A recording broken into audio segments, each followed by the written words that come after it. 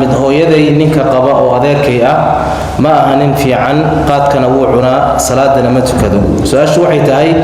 hadii aan kala eriyo oo aan ka furo ma ku dambaabaya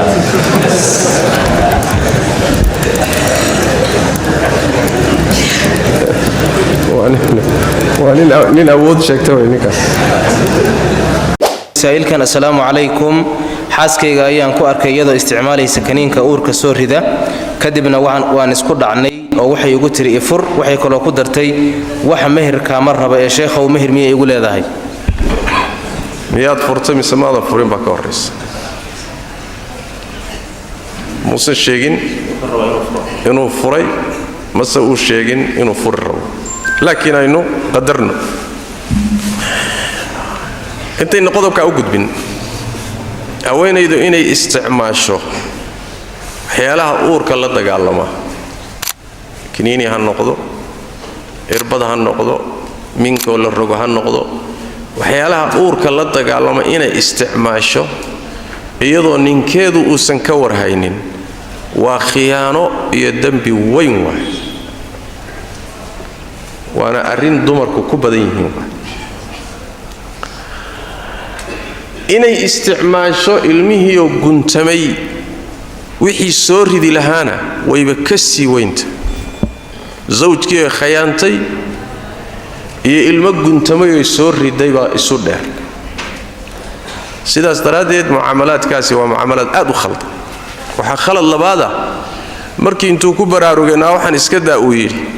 oo ay ku jawaabtay ifur iyaduna waa khalad labaad oo waxay gelaysaa xadiidkii nabiga sallallahu alayhi wasallam haweenaydii ninkeeda weydiisata furitaan ayadoon wax baasa jirin iyadaba qaldanba sooma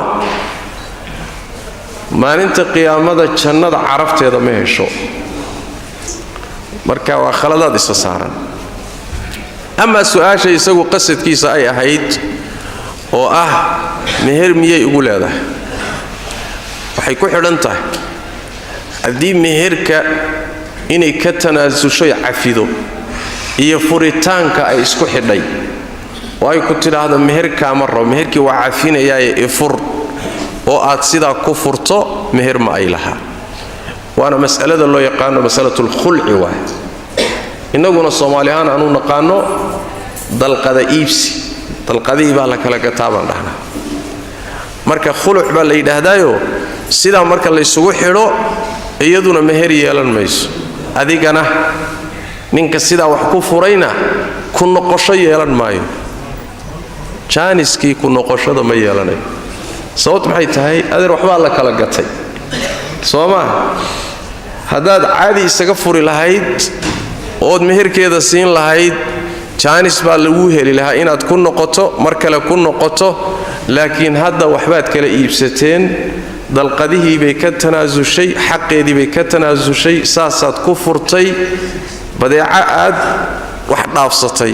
haddana inaad soo ceshito ma lagu ogolaana badeecadii lacagtiina ii soo celi badeecadiina waa haysanaya ma soconayso saas daraaddeed isaguna wuxuu waayayaa soo ceshiga oo khulucu waa dalqa baa'ina mar alla markii sidaa loo furaba way cidda tirsan mahal dhiig bay tirsan mise ka badan waa khilaaf kadibna way guursan haddaad rabto inaad dib isugu noqotaanna waa inay raalli ku noqoto guur cusubna isguursataan ehelkeedii ka raadisato aroos cusub iyo hawl cusub waay ma jirto rajactu iyo markhaati ka ahaada wax ku soo noqon maaya saas daraaddeed sax meher kugu yeelan mayso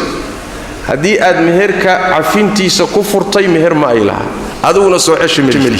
wallahu a'lam waxay leedahay gabadhani assalaamu calaykum ninkayga ayaan ka gatay dalqadihii imise dhiig baan tirsadaa cuddo ahaan masaladaasi waa masalada la yidhaahdo khulucu waa in dalqadaha wax la dhaafsado oo ninku haweenayda uusan caadi isaga furin balse uu dalqadihii wax ka dhaafsado maalan meherkii inay ka cafiso saasuu ku furay shardigaas inay xoolo siiso ayuu ku furay shardigaas inay xaq ay leedahay ka tanaasusho ayuu ku furay shardi buu ka dhigay sidaa markuu ku furo khuluc baa la yidhaahdaa khulucu axkaam badan buu kaga gedisan yahay talaaqa iyo furitaanka. haweenaydii marka qaabkaasi lagu furay oo la khulcay oo mukhtalicada ah ciddaday tirsanayso intay dhan tahay waa su'aasha. jawaabtu wax weeyaan waa mas'ale isku khilaafsan yihiin fuqahadu badankoodna waxay qabaan sida midda la furay bay 3 dhiig tirsanaysa haddaynan dhiig lahayn ama aysan gaarin ama ay dhaaftayna 3 bilood bay tirsanaysa iyadii midda la furay waa isku ciiday qabaan fuqahada badankood. laakiin waa ra'yi laga xoog badan yahay sida xooga badan ee sunnada nabigu ku tustay sallallahu alayhi wasallam haweenayda noocaasa waxay cidda tirsanaysaa hal caaday ku cidda tirsanaysaa hal caada hadday hesho ciddadii way ka baxaysaa kadibna way guursan. sida waxa ku tusaya xadiis nabi ka sugan sallallahu alayhi wasallam oo kamid ah xadiidka الربيع بنت معوذ بن عفراء رضي الله تعالى عنها waxay leedahay ثابت بن قيس بن شماس صحابي اللي يراهدو ayaa xaaskiisii garaacay فكسر يدها markaasuu gacanta ka jabiyay. xaaskiisana waxa la dhihi jiray Jamiila bint Abdullah ibn Ubay baa la dhihi jiray. markaasaa walaalkeed baa u yimid nabiga sallallahu alayhi wasallam asagoo dacwo ah. rasuulku waa u cidiray sallallahu alayhi wasallam Thaabit baa loo cidiray waa odaygii jabiyay gabadha gacanta ka jabiyay. markaasuu nabigu wuxuu ku yiri sallallahu alayhi wasallam khudhi alladhi laha alayka wa khalli sabilaha wixii aad kulahayd oo siisay oo meher ka qaado sidaayo farahana ka qaad waayahay buuri. sida gabadha markii lagu furay fa amaraha rasuulullaahi sallallahu alayhi wasallam an tatarabbasa haydatan waahida nabigu markuu wuxuu amray inay sugto intay ka helayso hal caada ah fatalhaqa bi ahliha kadibna ay reerkoodii aaday guur haday artay guursato macna. tirmidhi an-nasaa'i baa soo saaray sanadkiisuna waa saxiix. waxa isla mid ah xadiidka Abdullah ibn Abbas wuxuu leeyahay haweenaydii Thabit ibn Qays way khulcatay oo waxay isku furtay meherkii celisay nabigu ciddadeedii wuxuu ka dhigay hal xayd buu ka dhigay. Abu Daawud iyo Tirmidhi iyo Darqutni yaa soo saaray waana xadiidka hore marka lagu xoojiyo saxiixa Xaakim iyo Dhahabi iyo Sheekh Albani yaa saxiixinaya. axaadiista marka la fiiriyo waxa sax ah oo xoog badan haweenayda la khulcay 3 dhiig tirsan mayso sida talaaq oo kale hal caado ama hal dhiig bay tirsanaysaa kadibna ciddada waa ka baxaysa. sida waxa ku tagay saxaabada qaar kamid ah sida Uthman ibn Affan, Abdullah ibn Umar gabadhan xadiiska warinaysa Rubayya كبار الصحابة بل وحليها الإمام ابن القيم عليه رحمة الله لا يعرف لهم مخالف من الصحابة واحد الصحابة وخلافتي لما هيبوا له. طيب قال إجماع بيسوق قرنا إجماع الصحابة السيدة أبو جعفر النحاس وكاله في الناسخ والمنسوخ وسيدة سيوح ويان وحا قضاء الإمام أحمد في إحدى رواية أصح روايتين بكتب المامان إسحاق بن الراهوية الإمام ابن منذر وحا دورة الشيخ الإسلام ابن تيمية وأنا سيدة دليلهان حوق بدن وسيدة فسخ وكلوه فسخ الله ميدو فسخنا هل عليك عدة الصدار على الصحيح بس مسألة خلافية والله أعلم. وحليه سائل كان شيخ ونين إلى الشيء والله بحث قباء أيام مدود ضيعي مدود بضيعي مركي أن كوني أرنكاس توحي يقولي ما هي وحن كل نقضه هدي أنفري لها أنا مهر وما هي مركا أنا مكوع عون كراين أن كدي ومهر كسي وفره. الله تبارك وتعالى قرآن كريم كأه وحين أقول شيء جور كلابات مركز جور سنة شرط بوليه شرط جيسوح ويان ويناد عدالة سمينيس فإن خفتم ألا تعدلوا فواحدة هذا كبر قيسان إن العدالة سمين ويدان هل ضمر هل حاسك وقاب صدا هداد قرسته لابد من العدل هداد يلي ويدو ما ننت قيامة واحد إيمان دونتا وشق كمائل أظل وضع لنعمد كم ذا هو قال له حسيه أمر دول كبيالوت تشيديس وقالوا فضيحينا معنا سيداس دراديد منه وضيعي منه وقرويه تيو وضيعي مركي ليدور سيدا ودانو ما اسكسي ديسيد نوحو يري دي مهركي هلا يقب بحيه marka waxa meesha ku jira ma aha tabar la'aane dayac baa meesha ka muuqda. almuhim hadii ay iyadu raali ku tahay inay dayaca kula joogto u sabirto adiga ha dhexgelin ilaahay baa agtiisa ka xisaabin doona hadayna cafiin laakiin reerkan ha dhexgelin haday iyadu sabrayso raalli ku tahay طيب haddii aynan raalli ku ahayn oo uu dulminayo waajib waxaa kugu ah inaad ka shaqayso sidii gabadha dulmiga looga qaadi lahaa oo laba mid ama dhaqid ama dhigid looga heli lahaa walaalka labada mido maxay ilaa markaa waxay soo hosgalaysaa xadiidka nabigeena sallallahu alayhi wasallam unsur akhaaka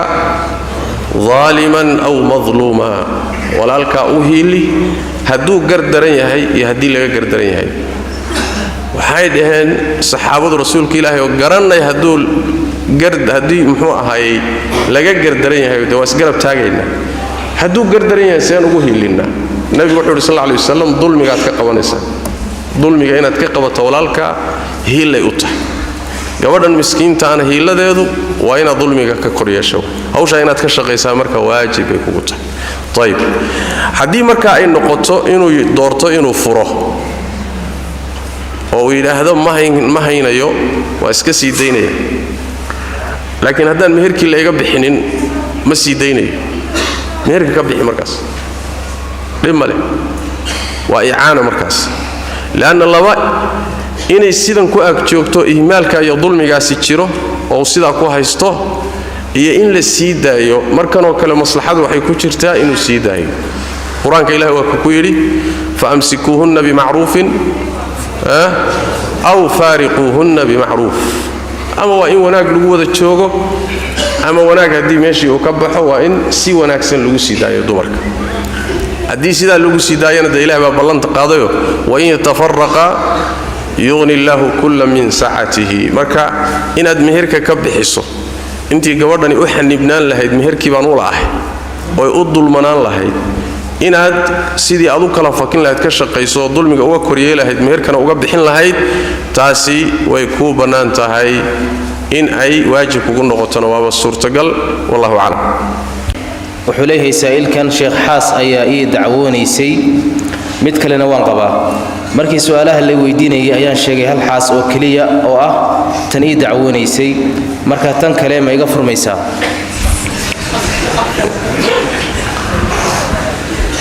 haddii aadan sheegin ama aad tidhaahdo hal xaas baan leeyahay ama baad isagaba aamustaba ma furmayso laakiin beenun baad sheegtay yaa hal xaas baan leeyahay waa un been laakiin ma furmayso tii kan haddiise lagu yidhaahdo islaan horaad qabtay aaway oo tidhaahdo waan furay culimo badan waxay qabaan inay saa ku furmayso waan furay ma khabarba ma inshaaba qaar badan waxay leeyihiin la kala qaadi maaye hadduu yidhi islaantaydii waan furay taasi way tagtay taa waa masalada su'aasha ku saabsan tahay oo haddaad tidhaahdo hal xaasun maan leeyahay islaan kale malihi waa un mujarad kadib iyo been waaye laakiin talaaq ma wallahu aclam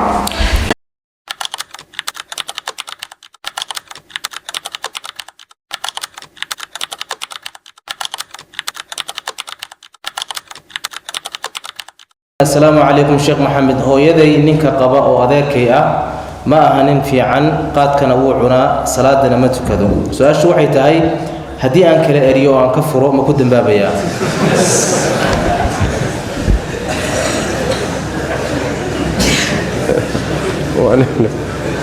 nin awood sheegta way ninkaas salaad la'aanta waa ka soo hadallayo salaad la'aantu waa diin la'aan nabiga waxaa ka sugan sal alay wasalam inuu yidhi waxa ugu dambeeya ruuxu uu ka tago diintiisa waa salaada ruux salaad ka tegay islaamka dhexdiisa dheef kuma leh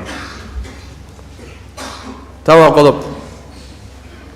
waxaa ku filan taariku salaadka diin la'aan waxaa ugu filan in lagu muransan yahay ma muslim baa mise waa gaal intaasaa ku filan kadib taariku salaad qaadiya cuna hadduu hooyadaa qabo adeerna kuu yahay u naseexe haddii naseexa lagu kari waayo haddayna hooyadaana tukanin isaguna tukanin laba aan tukanin weeye isu daa meel isla tagaan hadday maamadu tukato isaguna taariku salaad yahay naseexadiina lagu kari waayo adoon hooyo ka cadhaysiinin ka eri hooyana isku day inaad ka cadhaysi ninka taariku salaadkaana guriga ka caydhi ka fiiji laana taariku salaad gabadh muslimadoo tukanaysa inuu nin u ahaado sax maaha masaladaasi waa inay caddahay baas ka badan oo ruux looga cararo oo salaad la'aan ah ma jirto haddaad biil la'aan uga carari lahayd biil ima siiyo ama xaqii gogasha kuma fiicna intaa waa looga carari laakiin salaad la'aan haddii looga cararo reerkaaba kula yaabiba tolkuba kuu garaabi maaya soo ma naa maxaad isla waalaysaa baa laleeyahay ninkaaga la joog war salaada ma tukad oo salaadiisa ilaah baa kule maadaa kule masaladaas sax ma akbaru ba'si oo looga tegi karo ruuxa wax way diin xumadaa ka mid sidaas daraaddeed hooyana isku day inaad qanciso waa ka cadhaysiinin ninka taariku salaadka ana inaad isagii hooyo kala fogayso haddaad ka shaqayso waa haddii la kari waayo waay oo nasiixa lagu kari waayo way kuu bannaan tahay wallahu aclam